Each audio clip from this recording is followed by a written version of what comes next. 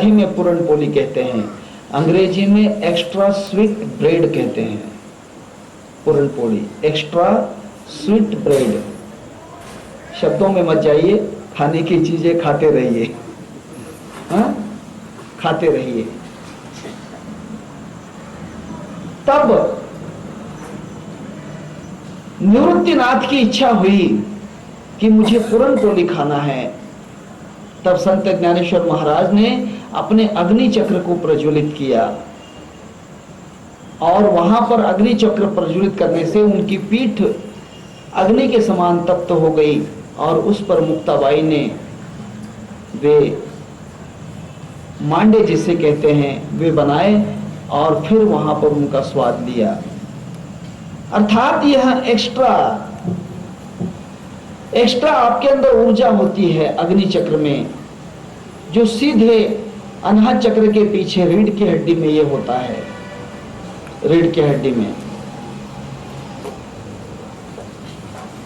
इसीलिए छोटे बच्चे जो होते हैं कभी कभी क्रोधित होते हैं, आपको पता नहीं होगा, साइंस का पता नहीं है, परंतु पहले से लोग करते आ रहे हैं इसलिए आप भी करते हैं।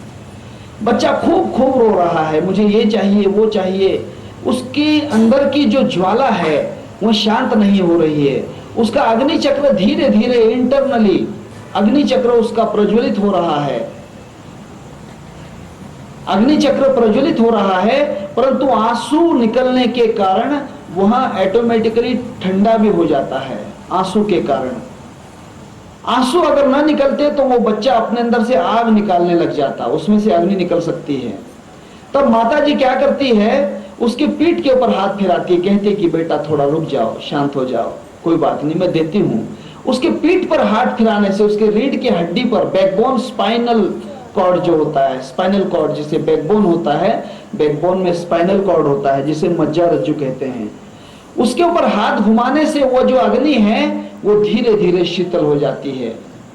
अगर माँ उसको उल्टा हाथ घुमाती है तो बच्चा एक क्षण में पागल हो सकता है। करना मत कभी ऐसा भूल कर, बच्चा पागल हो जाएगा। परंतु माता उसकी जो अग्नि है उसको नीचे की तरफ उतारती है, नीचे हाथ, माता जी का हाथ नीचे जाता है पीठ पर से। उल्टा हाथ अगर ऊपर करता है तब समझ लेना कि वो बात गलत है, ऊर्जा उल्टी जाएगी, दिमाग में हीट बढ़ जाएगी। ये अग्नि चक्र जो है एक्स्ट्रा पावर है।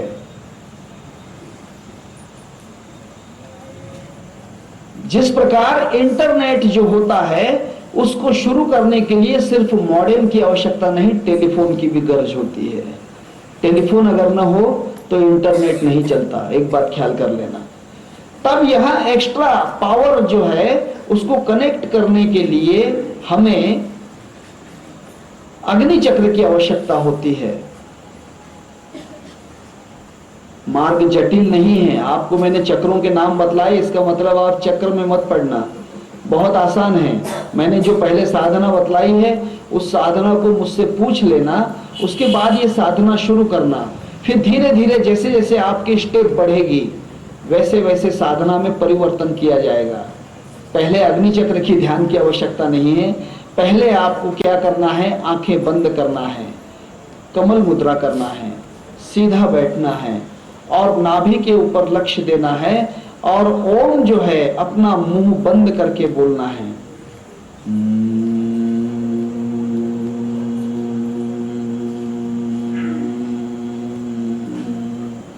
ये करो पहले।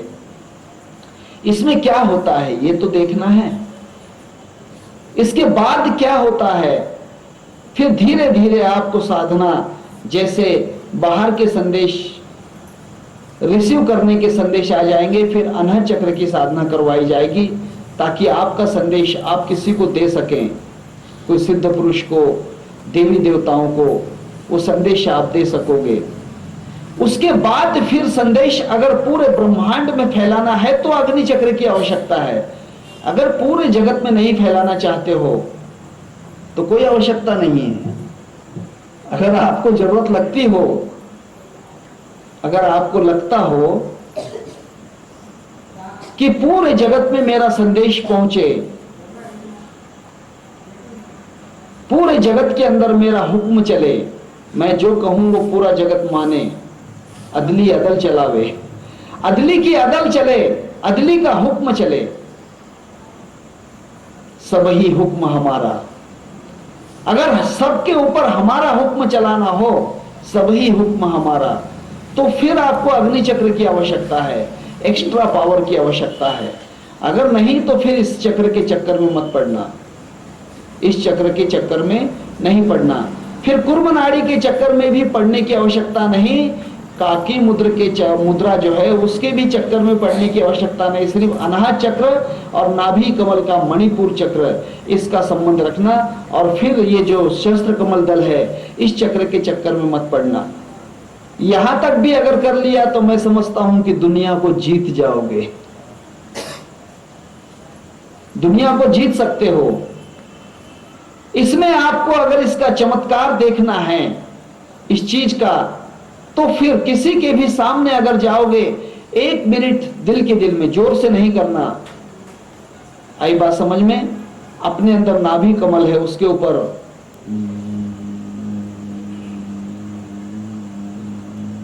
बिल्कुल शांत। अभी आपको आवाज होना चाहिए, इसके लिए मैंने आवाज निकाली, वरना आवाज की आवश्यकता नहीं है, आवाज की आवश्यकता नहीं। बिना आवाज के ओम का अंदर से नाद करना है, तब सामने वाला क्या सोच रहा है मन में, क्या बोल रहा है मन में, वो आपको सुनाई आने लग जाएगा। कोई भी व्यक्ति जो आपके सामने मुखातिब हो जाए, आपके सामने बैठ जाए, 1 सेकंड में आप उसके मन का विचार पढ़ सकते हो, सुन सकते हो। सुनने की आप में पावर आ जाएगी। सिर्फ वो संदेशा नहीं ले पाएगा, क्योंकि उसका वो चक्र खुला नहीं है, वो संदेशा नहीं ले पाएगा। आप उसका संदेशा ले सकते हो।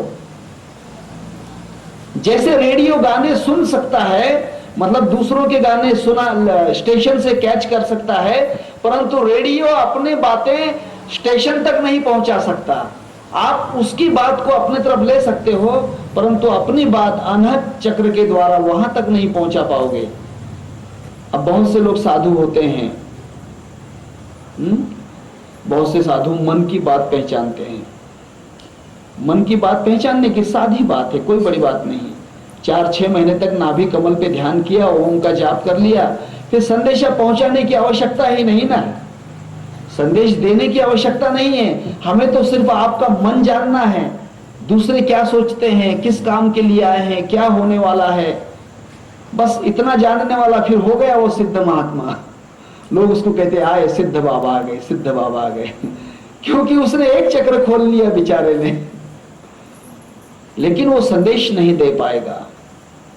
बहुत से महात्मा होते हैं जो एक चक्र खोल लेते हैं, दूसरों की बातें जान लेते हैं। अभी जलगांव जिले में एक आदमी है, पता है,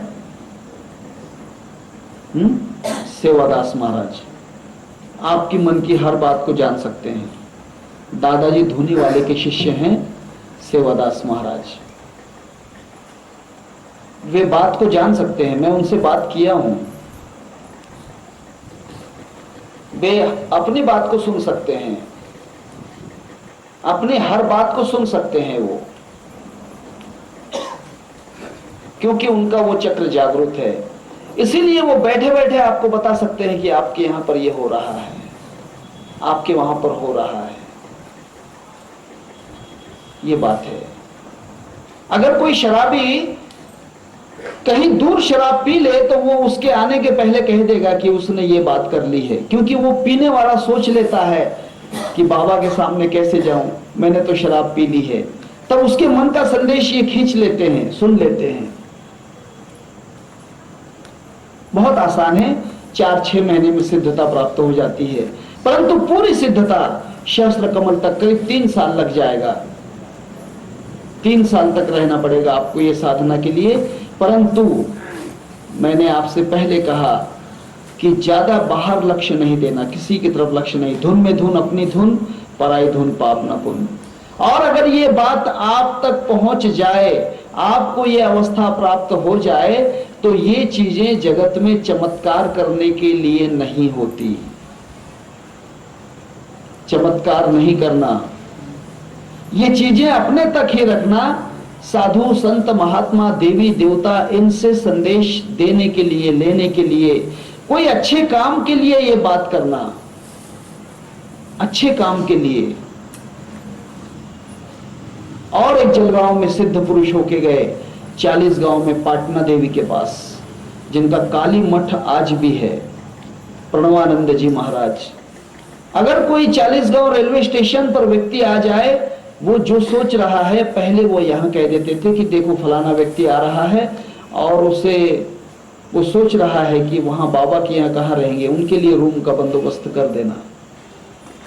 पाटना देवी के प्रणवानंद जी महाराज, मेरे ख्याल से चौधरी थे मेरे साथ, नहीं, शोभा ताई, निर्मला ताई आदि मेरे साथ में थे जब हम लोग गए थे। मेरे ख्याल से पेपर बिछाकर स्टेशन पर सोना पड़ा, स्टेशन में। हाँ, ट्रेन नहीं थी, बहुत ठंड के दिन थे, चादर वगैरह कुछ भी नहीं थी। हमने सोचा कि ट्रेन मिल जाएगी, लेकिन ट्रेन चली गई, और रात में करीब 3 साढ़े 3 बजे ट्रेन थी। तब जो न्यूज़पेपर हैं वो न्यूज़पेपर नीचे बिछाकर और सोते रहे। ये बात है। ऐसे बहुत से महात्मा हैं, बहुत से महात्मा हैं, परंतु इसका इस्तेमाल ज्यादा नहीं करना, गलत इस्तेमाल नहीं करना, गलत इस्तेमाल नहीं। तब ज्ञानेश्वर महाराज जो हैं, ये भगवान से स्वयं बात कर रहे हैं। आता विश्वात्म के देवे येणे वाग यज्ञ तोषावे। तब भगवान भी उनसे स्वयं बात कर रहे हैं। ये थमणे श्री विश्वेश्वराव हा होइल दान पसाओ। ये संभाषण है, कन्वर्सेशन है भगवान से, और ये एक सबसे बड़ी उच्च साधना है इस योग में। योग के जगत में ब्रह्मांड की सबसे बड़ी साधना है। देवी देवताओं में प्रत्यक्ष संपर्क निर्माण करने की साधना है। देवी देवताओं तक प्रत्यक्ष पहुंचाने वाली साधना है। और इस साधना में जो पहुंच जाता है, फिर उसे कुछ बातों का त्याग करना पड़ता है। मन में का खल जिसे हम कहते हैं, काम, क्रोध, मद, मोह, माया, मत्सर, अहंकार, ईर्ष्या, दंभ, तृष्णा, निंदा, मत्सर्य, इन चीजों का त्याग करना पड़ता है, क्योंकि इनसे मन मैला होता है। मन बड़ा मैला हो जाता है। एक क्षण भी अगर आपके मन में ये विचार आए तो मन को मैला कर देते हैं। और फिर मन की सफाई इतनी आसान नहीं है, मन की सफाई इतनी आसान नहीं है।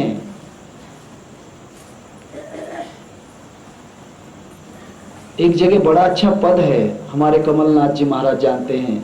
अब तू धोले रे तदबीर से जो कपटी मन को धोवे, जो कपटी मन को धोवे। मन कपटी हो जाता है अगर ये बुरी बातें अगर आ गई तो इस मन को धोना ही पड़ेगा। मन जितना आपका साफ रहेगा, निर्मल रहेगा, उतना ये जो कार्य है, श्रावक कार्य जिसे कहते हैं, भगवान से प्रत्यक्ष बात करना, संसार के प्रत्यक्ष चीजों को अपना संदेश पहुंचाना, उनका संदेशा सुन लेना, ये सब बातें निर्मल मन में ही होती हैं। मन जो है, मन शुद्ध होना चाहिए।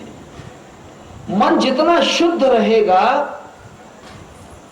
मन जितना शुद्ध रहेगा, उतना इसमें स्पष्टता आ जाएगी। हाँ, स्पष्टता आ जाती है।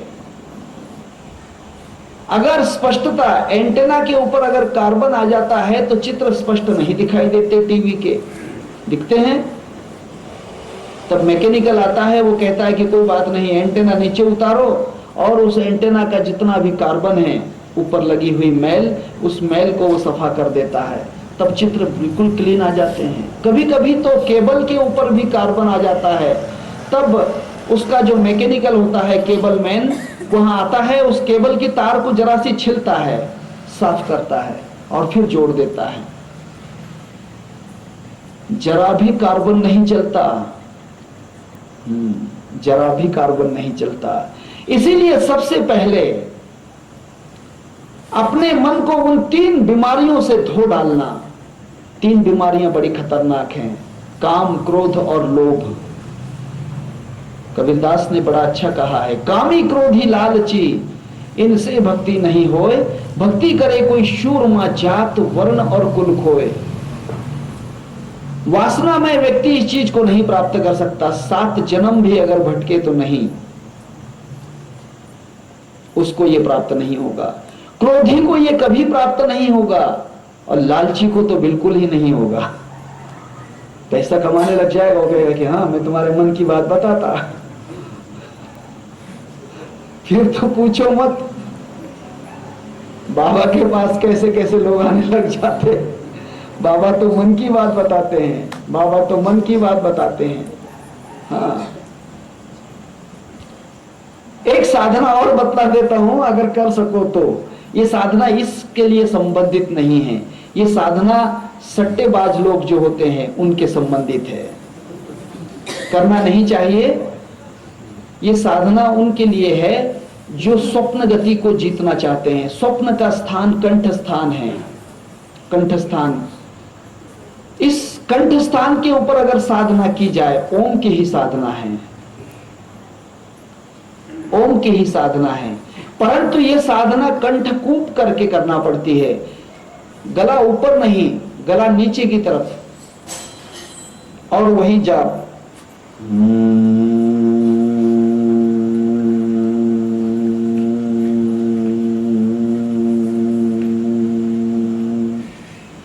कंठकूप आपका जो है कुछ दिनों में खुल जाएगा और फिर आपको चीजें दिखना शुरू हो जाएंगी।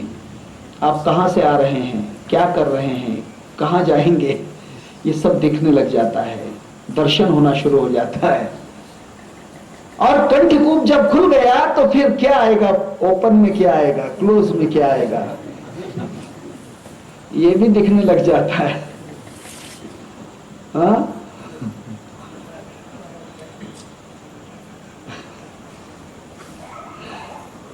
मैं बहुत दूर हूं इन चीजों से, बहुत दूर हूं, नहीं तो मेरे पास आ पाओगे। हाँ, ये जो चीज है ये उससे प्राप्त होती है। इस्लाम धर्म है, इस धर्म में इसकी बड़ी साधना की जाती है। इसको इस्तिखारा कहते हैं इस्लाम धर्म में। इस्तिखार पता है ना, इस्लाम धर्म में जाप किया जाता है। इस्लाम धर्म में एक अलग जाप है, ज़ालिकुमुल्लाहु रब्बकुम खालिकुम कुल्ल शैइन ला इलाहा इल्लल्लाहु फनातफकुम। याद नहीं रहेगा आपके, अच्छी बात है। ये मंत्र का जाप करते हैं। मंत्र का जाप करने के बाद जिस समय उन्हें दर्शन होना शुरू हो जाते हैं, जाप आंखें बंद करके, ज़ालिकुमुल्लाहु रब्बकुम खालिकुम कुल्ल शैइन ला इलाहा इल्लल्लाहु फनातफकुन ला इलाहा इल्लल्लाहु तफकुन ला इलाहा इल्लल्लाहु तफकुन, ये 3 बार बोलना है। और इसकी सिद्धता होने के बाद कंठ का जो मार्ग है खुला हो जाता है, उसको इस्तिखारा कहते हैं। और ये इस्तिखारा प्राप्त करने के बाद हम कहते हैं कि देखो बाबा ने क्या बताया, बाबा तो बिल्कुल दिल की बात बतला देते हैं, बाबा को तो सब दिखता है। हाँ, आप ये भोजन करके आए हैं, आपने डिब्बे में ये लाया है, आपने वो लाया है। ये चमत्कार कंठ स्थान से होते हैं, कंठ से होते हैं। इसीलिए हम आजकल लोग झूठी कस्में खाते हैं, कस्में झूठी खाते हैं। पहले जो भी बात का सवाल का जवाब मांगा जाता था कंठ से, ताकि आपके कंठ को दिखा या नहीं दिखा कि इसने चोरी की या नहीं की, इसने झूठ बोला या नहीं बोला, आपके कंठ को दिखा या नहीं दिखा, क्योंकि देखने वाला कंठ स्थान है। यह विशुद्धि चक्र, इस विशुद्धि चक्र को दिखता है, इसलिए उसकी कसम कभी झूठी नहीं होती थी। वो कहता था कि नहीं, मैं कसम खाकर कहता हूं कि ये आदमी ने चोरी नहीं की, ताकि उसका कंठ देख रहा है कि इसने चोरी नहीं की, तब उसकी साक्ष्य मानी जाती थी। आज तो किसी को दिखाई नहीं देता, सब झूठी कस्में हैं। इसलिए तो बड़े बड़े लोग कहते हैं कसमें वादे सब प्यार वफा सब बातें हैं बातों का ज्ञान। सब झूठा झूठा ज्ञान हो गया है, परंतु यहां सच्चा था, दृश्य था, इसलिए कसम यहीं से खाई जाती थी, क्योंकि यहां से दर्शन होता है, इस्तिखारा होता है, दिखाई देता है। इसीलिए देखा हो तो साक्ष्य दो, नहीं देखा तो साक्ष्य क्यों?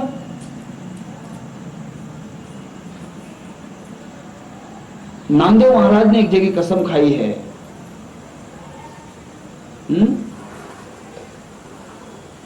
एक जगह उनका पद है, पूरा नहीं कहता हूं। अहो हड़बड़ली पातके, अहो हड़बड़ली पातके, राम नाम घेताए के, राम नाम घेताए के। एक बार भी भगवान का नाम लिया तो पाप भाग जाते हैं, नामदेव महाराज कहता है। और वहां कसम खाकर कहता है, नामा मने हे जरी लटके तरी छेदावे मस्तक। अगर मेरी ये बात झूठ हो गई तो मेरा सिर काट देना, ये कंठ काट देना। इसलिए हम कहते हैं, पहले बहुत ये बात थी कि देखो झूठ मत बोलना, वरना तुम्हें कंठ स्नान दिया जाएगा। कंठ स्नान का मतलब तुम्हारा कंठ रक्त में भर दिया जाएगा, तुम्हें मार दिया जाएगा। कंठ स्नान देने का मतलब होता है उसका प्राण ले लेना, ताकि आपका कंठ सच्चा नहीं कह रहा है, आपके कंठ को सच्चाई नहीं प्राप्त होती है, इसीलिए कंठ स्नान दिया जाता था। वैदिक धर्म को पढ़ो थोड़ा, वैदिक धर्म में बहुत कुछ है। हमारे अंदर जो सप्त चक्र हैं, ऐसे तो 18 चक्र हैं,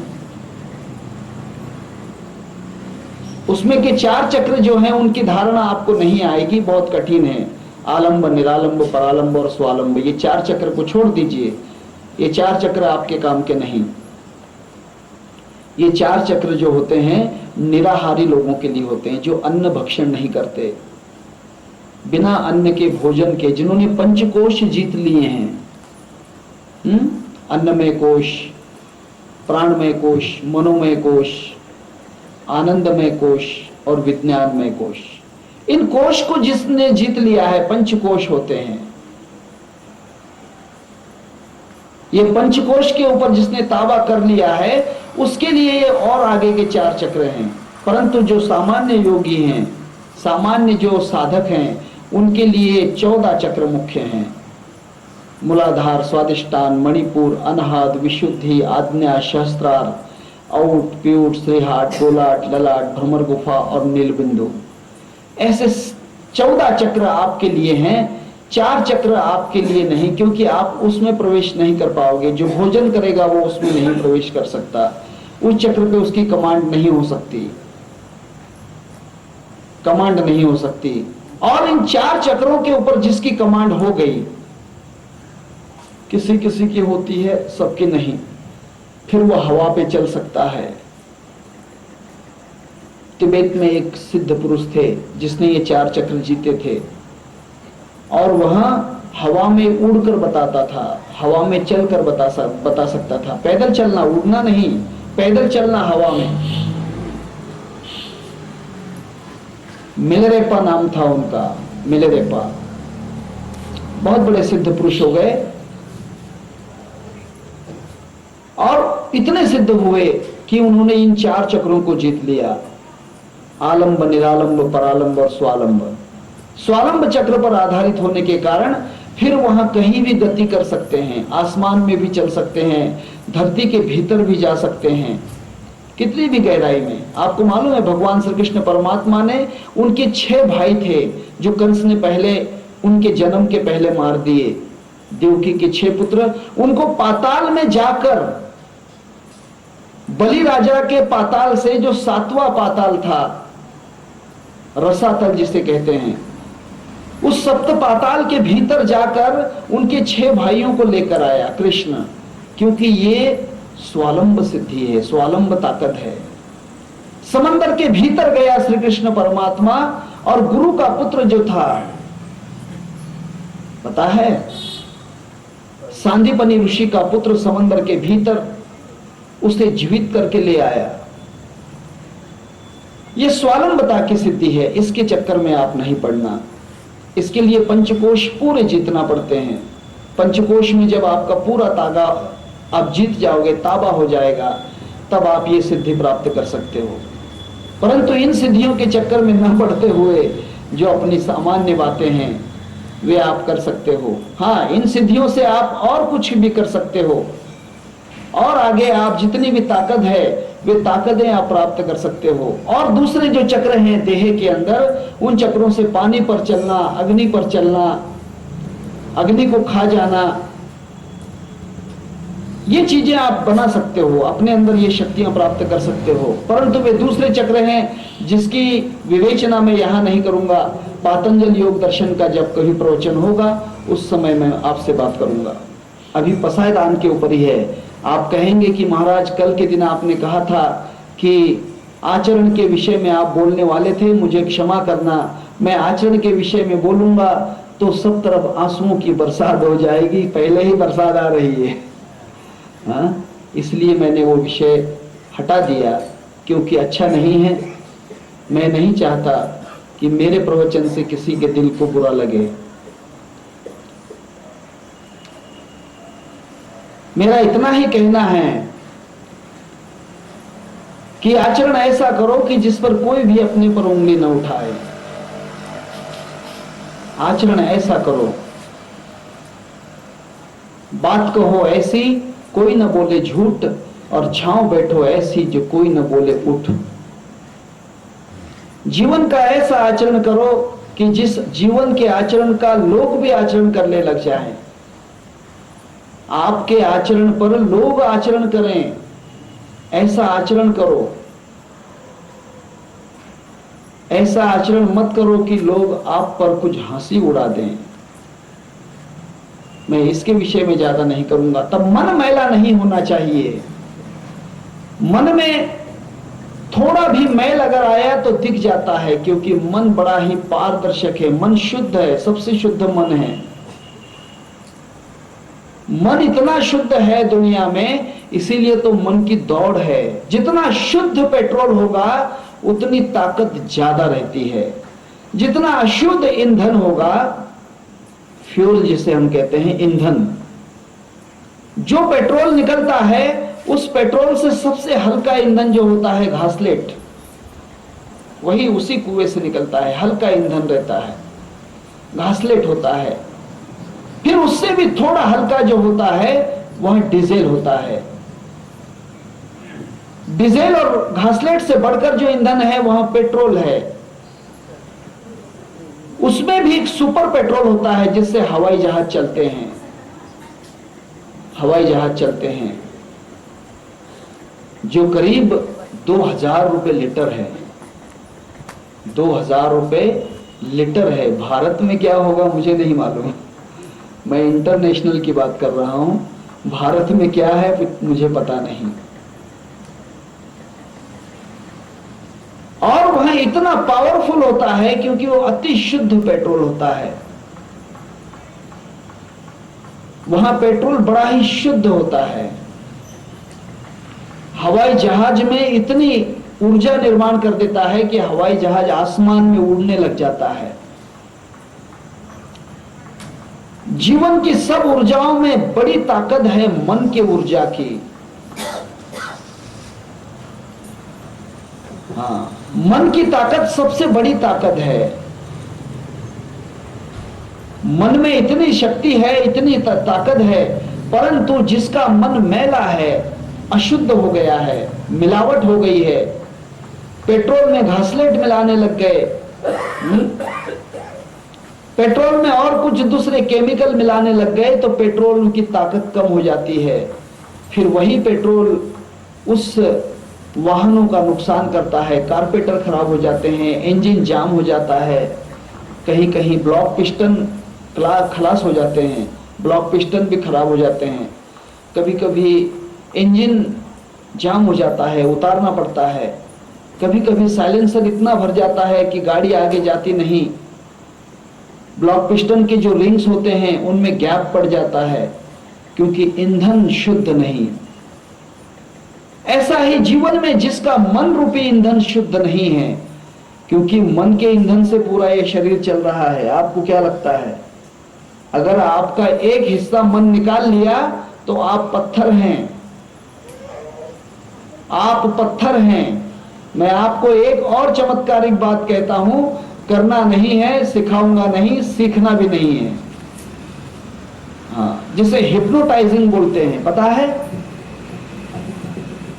हिप्नोटाइजिंग नाम की एक ताकत होती है जिससे आपके मन को वश किया जाता है। हिप्नोटाइजिंग, इसको कोई कोई लोग मैस्मेरिज्म कहते हैं। आपका मन जो होता है उसको स्तब्ध कर दिया जाता है, मन को स्तब्ध कर दिया जाता है और उसको कमांड दी जाती है मन को कि अब तुम्हें चलना नहीं है, बैठे रहना है। तब वो व्यक्ति वैसा बैठा ही रहेगा। उसे कहा कि अब तुम्हें कोई भी सहारा नहीं मिलेगा, ये आसमान में अधर खड़े रहना है, वो अधर खड़ा रहेगा, उसके नीचे कोई साधन नहीं रहेगा, वो बिल्कुल आसमान में तैरता रहेगा। ये छोटे छोटे जादूगर होते हैं जो रोड पे तमाशा बताते हैं, बाजीगर। वे तमाशा करने वाले लोग भी करते हैं। वैसे तो भारत में आनंद जादूगर है, BN सरकार है और GM घोष है, और एक लड़की है अभी बंगाल से आई है, करीब 9 साल की लड़की है, 9 साल की लड़की है। वहां ये हिप्नोटाइजिंग जो है ये प्रोग्राम करती है। बड़े बड़े जगहों के ऊपर उसने प्रोग्राम किया। तब मन को स्तब्ध किया जाता है, मन को ब्लॉक कर दिया जाता है,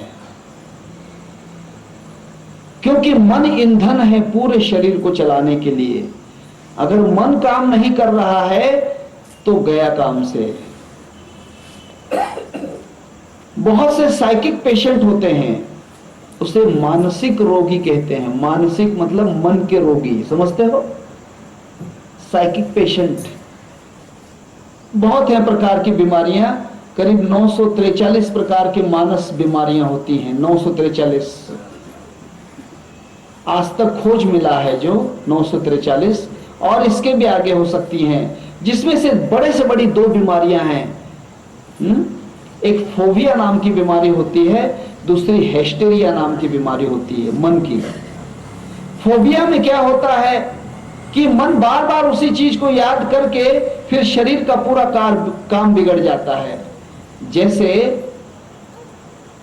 पेट्रोल सप्लाई की वायर में जो पेट्रोल सप्लाई का जो नली होती है उसमें जरा भी कहीं कचरा आ गया तो बार बार पेट्रोल रुकता है और गाड़ी झटके मारने लग जाती है। इसे फोबिया कहते हैं। हिस्टीरिया का मतलब यह है कि पेट्रोल ही सप्लाई नहीं होता, मनुष्य पूरा पागलों जैसा करने लग जाता है, उसको उसका नाम याद नहीं रहता। इतना ही नहीं, अलग अलग प्रकार की उसकी शरीर की क्रियाएं होना शुरू हो जाती हैं, कभी फिट्स आना चालू हो जाते हैं। फिट्स भी हिस्टीरिया का ही प्रकार है। ये जो बहुत से प्रकार होते हैं मन के ऊपर, तब मन जितना ईंधन स्वच्छ रहेगा, मन जितना शुद्ध रहेगा, उतना ये शरीर कार्य अच्छा कर पाएगा। अगर मन मैला रहा, मन में कहीं रुकावट आती रही, तो फिर शरीर काम नहीं कर पाएगा। इसीलिए मन को कंट्रोल करो, मन को सफा करो, मन को सफा करना चाहिए।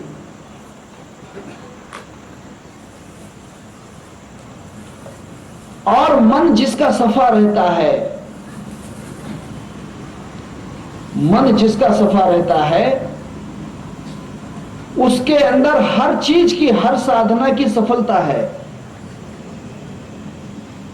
और मन किन चीजों से खराब होता है? ये काम, क्रोध, मद, मोह, माया, मत्सर, अहंकार, ये जो है अंदर से बीमारियां हैं, ये आंतरिक बीमारियां हैं, अंदर से मन को नष्ट खराब करती हैं, इंटरनल डिसीज हैं। एक्सटर्नल डिसीज क्या है? मन को खराब करने वाली बाहर की कौन सी बीमारियां हैं, वो संसर्जन्य जंतु कौन से हैं, वो बैक्टीरिया कौन से हैं, वो अटैक करने वाले वो कौन से जर्म्स हैं, कौन से प्रकार की बीमारियां हैं? वो बीमारी है शराब, बीड़ी, सिगरेट, गांजा, चरस, अफीम, मांस, मछली, परस्त्री भोगना, पर पुरुष भोगना, चोरी करना, आदि आदि जो हैं ये बाहर की बीमारियां हैं, इससे भी मन खराब हो जाता है। देखो अच्छे अच्छे भक्त लोग थे मन खराब हो गया, परमार्थ छोड़ दिया, कोई कुछ करने लगे तो कोई कुछ करने लगे, क्योंकि मन में बाहर से बैक्टीरियाओं का, जो बाहर से जंतु हैं, रोग जंतुओं का आक्रमण हुआ। बाहर से कभी शराब का आक्रमण हुआ तो मन कहता है कि जाने दो, क्या पड़ा है मंदिर में, क्या पड़ा है ध्यान में, क्या पड़ा है भक्ति में। सिगरेट बीड़ी का आक्रमण हुआ, गांजे चरस का, अफीम का, भंग का आक्रमण हुआ कि मन अशुद्ध हो जाता है। वो कहता है कि जाने दो, क्या पड़ा है इसमें, सब झूठ पसारा है। मांस मछली खा ली तो फिर कहता है कि क्या पड़ा है इसमें, वहां भटक जाता है, पर स्त्री की तरफ चला गया, पर पुरुष की तरफ चली गई, तो फिर ध्यान, भक्ति, साधना सब कुछ भूल जाते हैं। इश्क में रखकर कदम संभल गया तो खैर, वरना फिसला तो फिसलता ही चला जाता है। मनुष्य इसमें एक बार ये बीमारी, जब संसर्जन्य बीमारी है, अगर एक को लग जाए मोहल्ले में तो 100 बिगड़ते हैं। एक शराबी मोहल्ले में रहता है तो 4 बच्चों को शराबी बना देता है।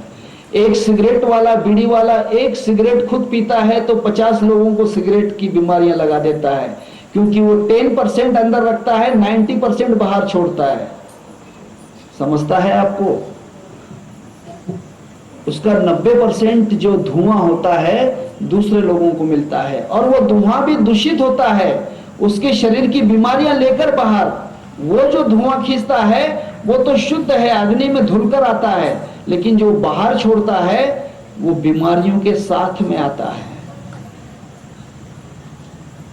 मेरी बात को समझ रहे हो ना? ये बाहर के अटैक है मन के ऊपर। मन को शुद्ध करना चाहते हो तो अंतर बाह्य शुद्धता रखना चाहिए। अंदर से शुद्धता, काम, क्रोध, मद, मोह, माया, मत्सर, अहंकार, आशा, तृष्णा, ममता, ईर्ष्या, दंभ, निंदा, तिरस्कार आदि जो है, इनसे अंदर से मन शुद्ध होता है, और बाहर से जो होता है इन बुरे कर्मों से बचना। एक छोटा सा दृष्टांत कहता हूं, आसाराम बापू जी का दृष्टांत है। मैं कभी किसी का दृष्टांत अपने ऊपर नहीं मर देता हूं। मुझे मालूम है जिसने कहा है उसी का नाम होना चाहिए, उसी का जय जयकार होना चाहिए। आसाराम बापू ने एक दृष्टांत कहा है, मौत की मौत। उस कैसेट में, प्रवचन में कहा है, मौत की मौत नाम की एक कैसेट है, मेरे ख्याल से है, हा? उस कैसेट में दृष्टांत कहा है कि एक राजा ने 4 कमरे बनाए थे, 4 रूम बनाए थे, और 4 रूम के बाहर एक फांसी लगाई हुई थी, फांसी की रस्सी लटका के रखी थी, और कहा था कि जो भी चाहता है वो इस 4 कमरों में से किसी भी एक चीज का यूज कर ले, उपयोग कर ले, तो मैं उसे कोई फांसी नहीं दूंगा। और अगर वो चारों चीजों को भी भोगेगा नहीं, अर्थात उसका इस्तेमाल नहीं करेगा, तो उसे फांसी पे जाना पड़ेगा। एक साधु था, बेचारा फकीर साधु था। उस साधु वहां से गया, उस नगर में यही नियम था। ये 4 रूम हैं, इसमें अलग अलग चीजें हैं, कोई भी एक चीज का इस्तेमाल करना तो फांसी नहीं लगेगी। अगर एक भी चीज का इस्तेमाल नहीं किया तो फांसी पे लटकना पड़ेगा। बेचारा साधु अचानक चला गया।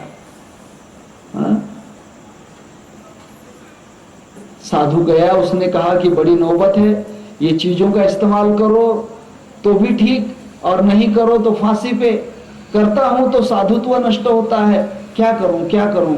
उसने सोचा कि कोई बात नहीं, जाने दो। 4 कमरे थे, 4 कमरे में क्या क्या चीजें थी। पहले कमरे में छोटी छोटी बीड़ियां थी, ऊंट थी, 30 नंबर थी और कई कई प्रकार की बीड़ियां थी।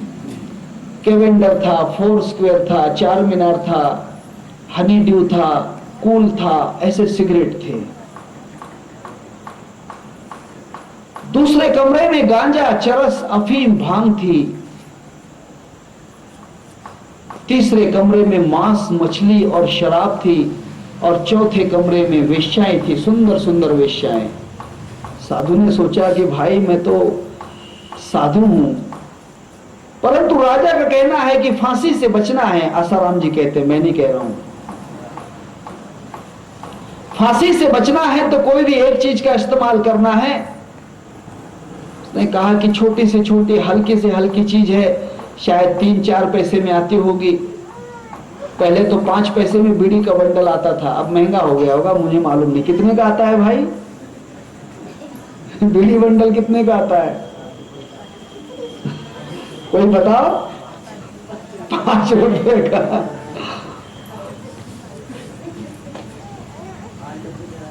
चलो अच्छा है। तब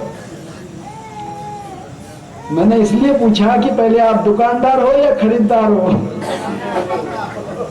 बीड़ी के खरीदार हो या दुकानदार हो? हाँ, अच्छी बात है, चलो ठीक है। तब उसने सोचा कि चलो एक बीड़ी पी लेते हैं। उसने कश लगाया, बाहर पहरेदार थे राजा के। हाँ चलो ठीक है। साधु ने कहा कि भाई एक बीड़ी पी लेता हूं, फिर इसके बाद मुझे जाने दिया जाएगा ना शहर से। हाँ हाँ ठीक है, कोई बात नहीं, बिल्कुल ठीक, जाओगे आप।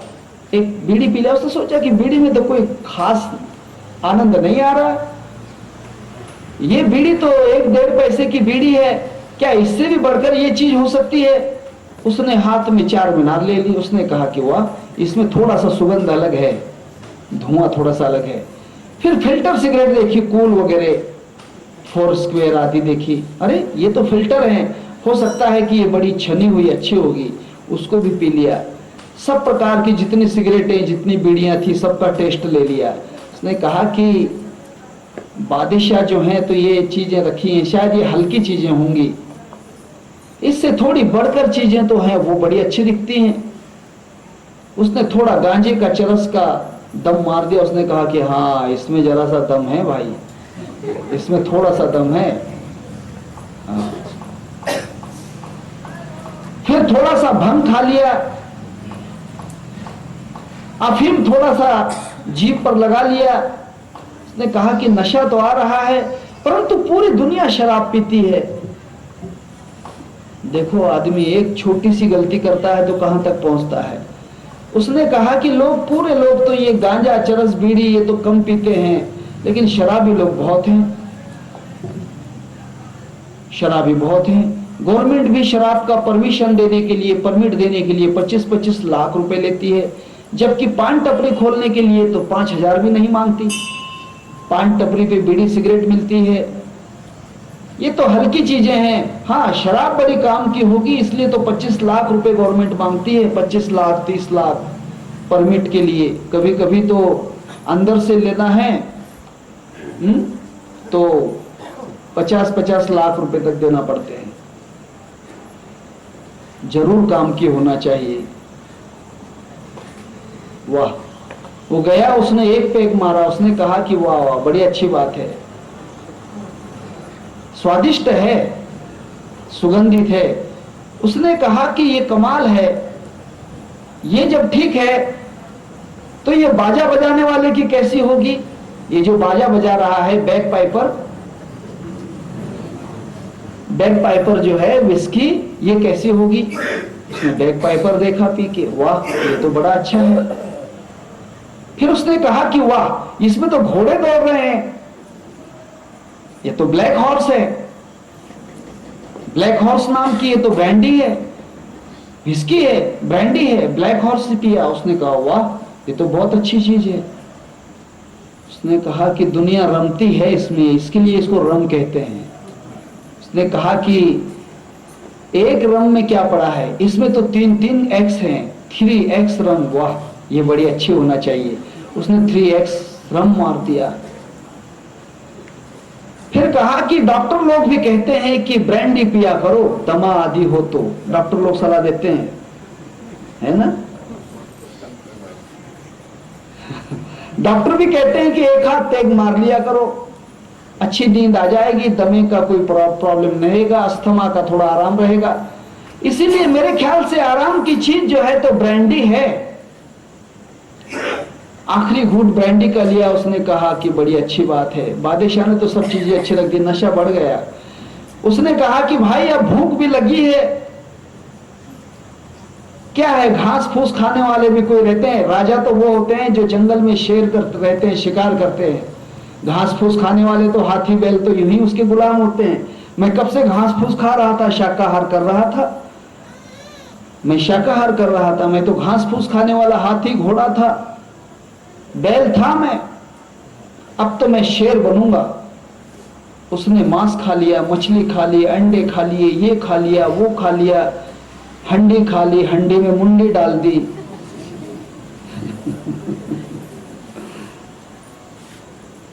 उसने कहा कि बड़ा अच्छी बात है, घर में एक हंडी होती है तो 50 मुंडी आती है खाने के लिए।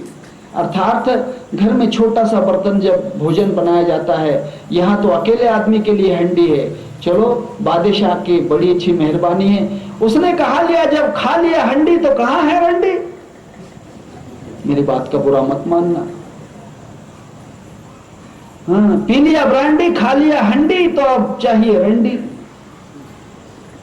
उसने कहा कि चौथे रूम में है, वहां भी चला गया। बादशाह ने कहा कि इसको फांसी दे के मत मारो, ये खुद मर जाएगा। इसको क्या मारना फांसी देकर, जो ये गुनाह नहीं करता उसकी मौत नहीं होती, इसलिए उसको फांसी हमने लगा के रखी है।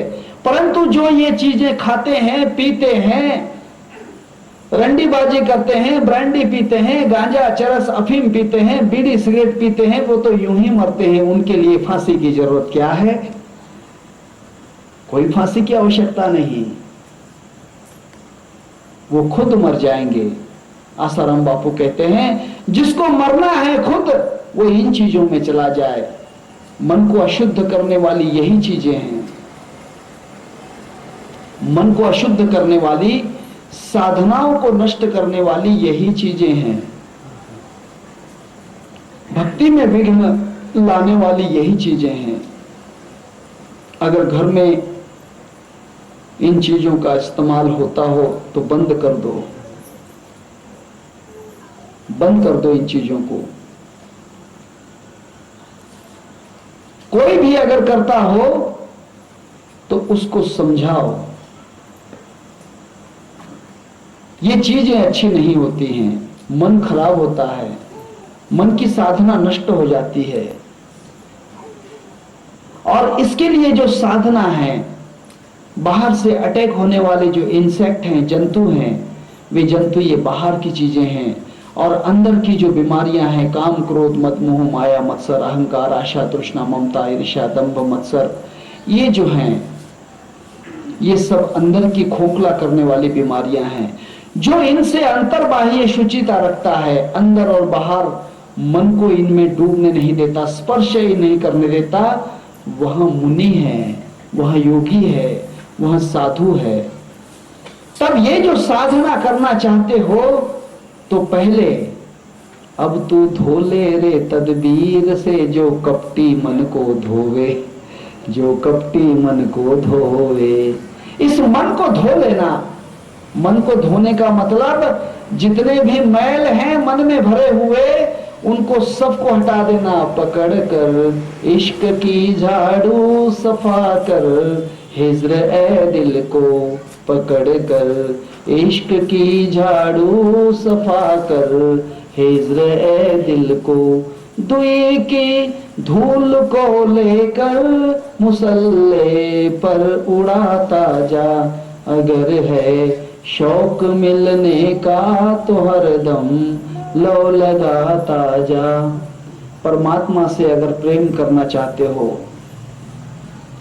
परमात्मा को अपना बनाना चाहते हो, परमात्मा के खुद तुम भक्त बनना चाहते हो, अगर आप परमात्मा के बनना चाहते हो, परमात्मा को अपना बनाना चाहते हो, तो ये सब चीजों को हटाना होगा।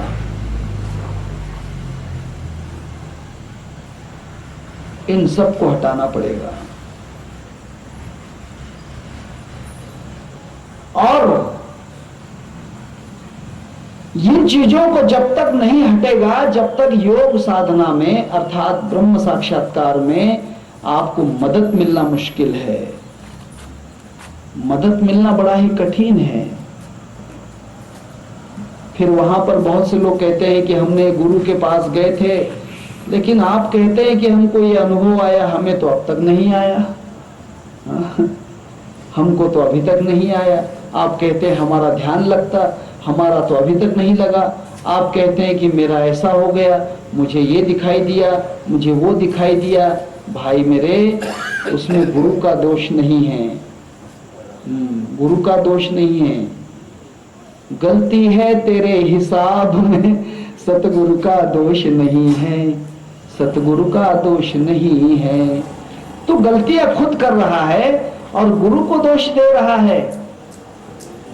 सप्तदीप नौखंड में सतगुरु फेंकत डोर, उस पर हंसा नहीं चढ़े तो गुरु पर किसका जोर। एक जगह बड़ा अच्छा कहा है, घिसाराम नाम के संत हुए हैं, घिसाराम ने बड़ा अच्छा दोहा कहा है, जगत जंजाल को त्याग कर। ये जगत की जितनी फालतू बातें हैं जो मैंने आपसे कही, ये सब चीजों को त्यागना पड़ेगा। जगत जंजाल को त्याग कर, कर सतगुरु का संग, दिल के अवगुण दूर कर, तब कुछ लागे रंग। अपने अंदर के रंग लगाना है तो पहले बाबा जी, हाँ, पहले ये बुराइयों को दूर करो तब कुछ लागे रंग। दिल के अवगुण दूर करो तब कुछ लागे रंग, नहीं तो रंग नहीं लगेगा। अपने अंदर के अवगुण दूर करो तब बिल्कुल आसान है। और गुरु का संग भी उसी वक्त हो सकता है। गुरु का संग भी उसी वक्त हो सकता है। गुरु के संग का मतलब गुरु से सानिध्यता, गुरु के आत्मा से अपनी आत्मा की बात। ये देह गुरु नहीं है, मैं आपसे पहले कहता हूं, कोई देह गुरु नहीं होता। गुरु आत्मा है, गुरु आत्मा है। और आत्मरूपी गुरु से संभाषण करने के लिए आपको अपने मन के द्वार खुले होना पड़ेंगे, स्वच्छ होना पड़ेंगे, साफ सुथरे रखना पड़ेंगे। मन जब तक सफा नहीं होता है तब तक गुरु रूपी आत्मा से संबंध नहीं होगा, गुरु का संपर्क नहीं हो पाएगा, गुरु का संग नहीं मिलेगा। बड़ा अच्छा कहा है कबीरदास जी ने एक जगह, गुरु बैठे पहाड़ पर, गुरु शिखर पर हैं। पहाड़ का मतलब गुरु शिखर है, उच्च अवस्था में, गुरु तो बहुत पहुंचे हुए हैं। हम जमुना के तीर, हम तो मन के किनारे बैठे हुए हैं, तड़प रहे हैं। हम मन के किनारे, गुरु बैठे पहाड़ पर, गुरु अनुभव के उच्च शिखर पर बैठे हैं। हम जमुना के तीर, अब के मिलना बहुत कठिन, गुरु के संपर्क में जाना बहुत कठिन। पांव पड़ी जंजीर, काम क्रोध मद मोह माया मत्सर अहंकार, बीड़ी सिगरेट तंबाकू मांस मछली शराब, पर स्त्रियां पर पुरुष, इनकी जंजीर पड़ी हुई है। भाई मेरे, गुरु शिखर वाले भी हुए तो भी गुरु क्या करेंगे। स्वामी समर्थ बड़े ही अच्छे गुरु हैं, वो मदद कब करेंगे जब अपनी बेड़ियां आप खोलोगे।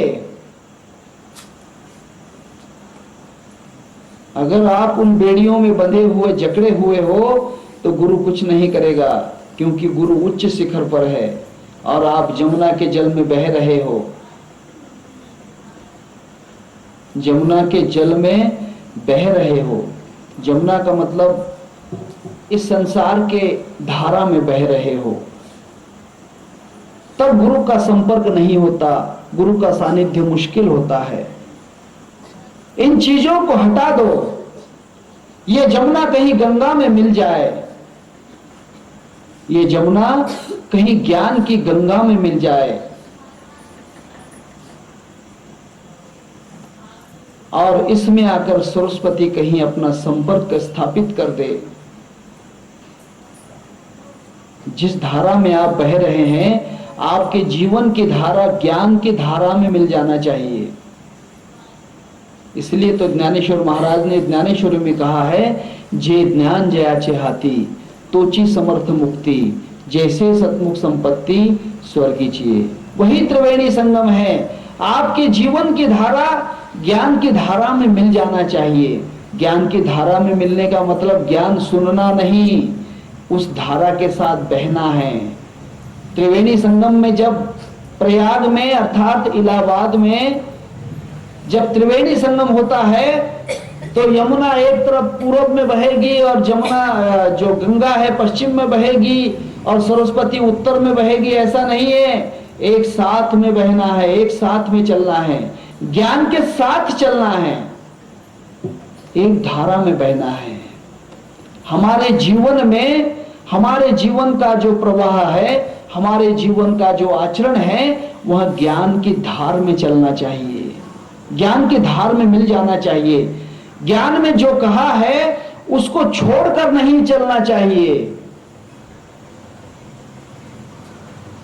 हाँ, ज्ञान को छोड़कर नहीं। नहीं तो कोई कोई लोग ऐसे होते हैं, हाँ, बहुत से लोग हैं दुनिया में, किसका किसका नाम कहेंगे, किस किस का नाम कहोगे।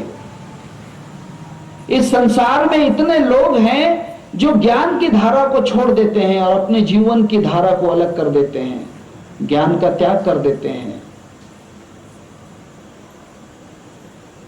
ज्ञान को छोड़कर चलते हैं, आचरण ज्ञान के ऊपर नहीं करते, ज्ञान की धार में नहीं चलते। और सरस्वती का मतलब यह है, सरस्वती जो होती है हंस उसका वाहन है। सरस्वती सच और झूठ की परीक्षा का साधन है। हमारे जीवन के अंदर ज्ञान की धारा होना चाहिए, परंतु क्या सच है और क्या झूठ है, सत्य असत्य का विचार, सारा सार विचार करा उठा उठी, नाम धरा कंठी विठो बाचे। सार क्या है और असार क्या है, इसका विचार करने वाली सरस्वती है, क्योंकि वहां हंस के ऊपर आरूढ़ है। उस सरस्वती का विचार हमने लेना चाहिए कि बुरा बुरा है उसको त्याग देना है, जो ठीक है उसको ग्रहण करना है। सदगुरु ऐसा चाहिए जैसे सूप सुहाए, सार सार को गहिले और थोता दे उड़ाए। जो बुरा है उसका त्याग कर दे, ज्ञान के साधन पर अपने जीवन को चलाए। अपना जीवन ज्ञान छोड़कर मत चलाना। सिर्फ 1 मिनट बचा है, अपना जीवन ज्ञान के ऊपर ही चलाना, ज्ञान के साथ ही अपना आचरण करना, और उसमें अच्छा क्या है और बुरा क्या है ये सोचकर सारा सार विचार करना, और विचार करके ही उस धारा में चलना। तब कुछ आप जाकर गंगा सागर में मिलोगे, तब गंगा सागर में मिलोगे, तब गुरु रूपी कपिल मुनि का संग आपको मिलेगा। नहीं तो बड़ा मुश्किल है, गुरु पहाड़ पे रह जाएंगे और आप जमुना में बहते ही चले जाओगे। पुनरपि जननम पुनरपि मरणम पुनरपि जठर जननी शयनम। इसीलिए सबसे मेरा कहना है कि जीवन को ज्ञान की गंगा के साथ चलाना, त्रिवेणी संगम करना, त्रिवेणी संगम करना है। सार और असार का विचार, ज्ञान के आचरण, ज्ञान के साथ चलना, और जीवन की धार ज्ञान को छोड़कर बाहर नहीं, ज्ञान से अलग नहीं होना। जो अज्ञान का कर्म है उसको नहीं करना। सांडुनी वेदांत सिद्धांत जे का करती पाखंडी मत त्यांची ना ऐकावी मात गुरु महावाक्यार्थन वो विजय। वेदांत सिद्धांत और शास्त्र के ज्ञान को छोड़कर, गुरु के कहे हुए ज्ञान को छोड़कर अपने मन की बातें नहीं करना, अपने मन से कोई आचरण मत करना। शास्त्र सिद्ध और गुरु के वचनों पर, संतों के वचनों पर जो आचरण कहा है, जिसे वेद शास्त्र पुराण ने मान्य किया है, उसी ज्ञान के आचरण पर अपने जीवन की धारा को बहाना, यही पसायदान है। और ये आपके अंदर आ जाए, ओम सहनावतु सहनो भुनक्तु सह वीर्याय करवावहे तेजस्विनाधीतमस्तु मां विद्विषावहे। ओम शांति शांति शांति।